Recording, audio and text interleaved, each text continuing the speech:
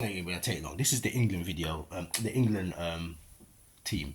So I didn't watch the Andorra game. Yeah, I haven't watched it. I know I saw a bit of it. I think Declan Rice scored a free kick. I saw that, and I know Madueke did a cross and it went in. I just literally saw the highlights because I was tapping into it, but I weren't watching it keenly, and because I wanted to see who was playing. Once I saw Harry Kane was starting, I'm not watching it. I'm not watching it. I'm done with this guy, and I'm sick and tired of this England number nine thing that the hierarchy have been doing since the days when I was watching flipping Lineker. Like Lineker and them days, the England team was a certain demographic. That's cool. In the 90s, there was a whole bag of strikers, yeah, that were popping goals off. Not just black strikers, Robbie Fowlers, all these strikers scoring, not getting in, not getting in, not getting in. Shearer gets to be England captain, doesn't score for 12 games, but stays in. You know what I'm saying? Then they tried to put the talisman thing onto Rooney, but then Rooney, his body checked out early. Kane comes on, and ever since then, it's been Kane, Kane, Kane, Kane, Kane, because they were so certain that Kane was gonna put it over the line. Because the way Kane was bagging goals in, they really thought, yeah, this guy is gonna win trophies at Tottenham, or he'll move and he'll win trophies in England. He'll probably go Man City or whatever else, or Man United, win trophies there, and we can really put him up there as the poster boy. But he didn't live up to none of that. He got to finals and flopped. No clutch moments, nothing. Yeah, yeah. He's gone to Bayern Munich now. Cheat mode league. It doesn't prove anything. Like it doesn't prove anything. I know certain people will disagree with me because it's a title, yeah, and he's got to score. I just think you can't get Bayern Munich wrong as a player. So if you're elite, that's not the one. You know what would have killed it if he went to Leverkusen or he went to Dortmund and they snatched the league title away from Bayern with his goal contributions and he scores in the cup finals, etc., etc. Then I'd be like, yeah, Kane, no clutch moments, just no clutch moments, like none. So this guy has let people down in terms of what he was supposed to do. But excuses get made. Like I said, doesn't get the scrutiny Rashford gets, doesn't get the scrutiny that Sterling used to get. Ollie Watkins, you know what I mean? We can keep going. He doesn't get the scrutiny. He's told he's the best finisher. So how you don't what makes me laugh with Harry Kane? This is what I notice, right? Because I don't fall for the nonsense.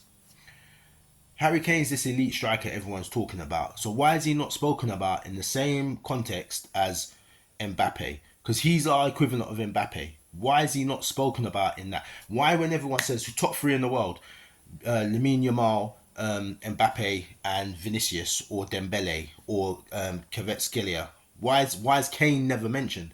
Why is he not there? Why is he not spoken about in that context?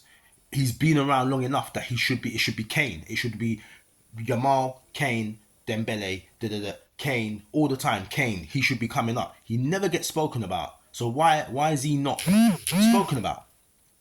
Why is he not there?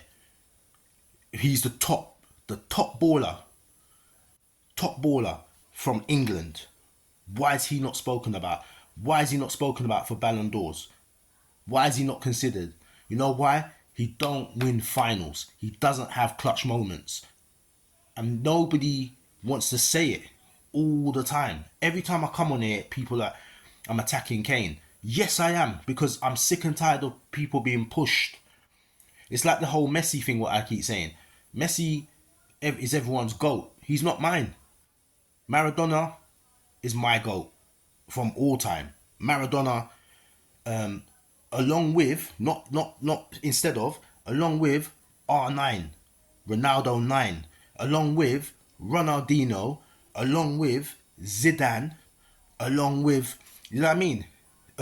CR7.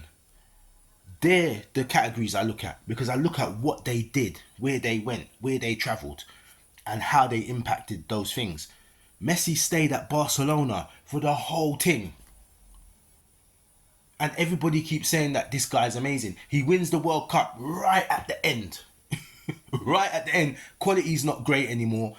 Right at the end, the last World Cup that's gone by, right at the end, he won Ballon d'Ors when he shouldn't even have flipping been nominated in the category. There's years that he didn't hardly play, where he'd be injured or whatever else, and then he wins the Ballon d'Or.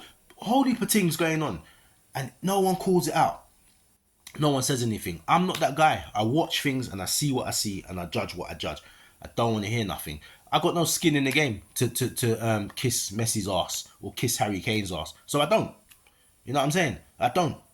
You know what I mean? I just talk real football. And what I see is Kane has inflated numbers because he scores hat tricks against low teams, internationally and domestically, right? He's got inflated numbers. He's not as good as everyone says. The England team is suffering because he's in the setup, because he slows the play down. Soon as he comes off, England start moving fast.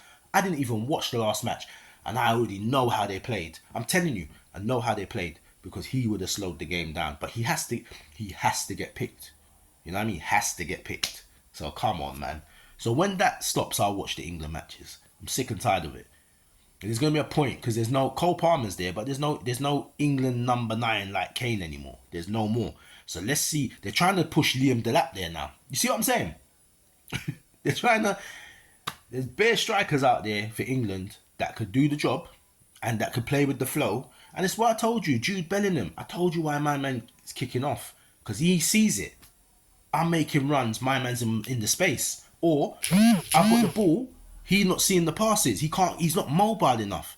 He's got to get dropped. And I think that's why there's tension in the England group. Mark my words, someone do an autobiography and they're honest about it. They put it out. I tell you, that will be in there. I'm telling you. That'll be in there. Same like the John Terry, Rio Ferdinand thing, yeah, in the England camp that no one talks about, yeah. That I know for a fact, them man in the 2010 World Cup were beefing because there was a split in the camp because John Terry did what he did to Anton Ferdinand and Rio Ferdinand was there and there was a clash and people was like, oh, I'm either riding with Terry or I'm riding with Ferdinand, and that's why England got murked in that World Cup. And again, it's things that we can't talk about. There probably is like injunctions and stuff, or you know what I mean, but I know because I got sources, I know for a fact that happened in there. I know. Yeah, I know. So there's bare stuff that goes on behind the scenes in the England camp. But anyway, I digress. That's why I don't really watch England. And until Kane comes out, I don't think I'm going to be watching them too much. But let's see. Prove me wrong. Let's see. Let's see. Let's see if England start mashing up teams with Kane in there. And when we play a France or Holland or Italy, he turns up. He scores a proper goal. Do you know what I mean? But let's see. But that's why I don't watch England. You know what I mean? Anyway, I'm out. Peace.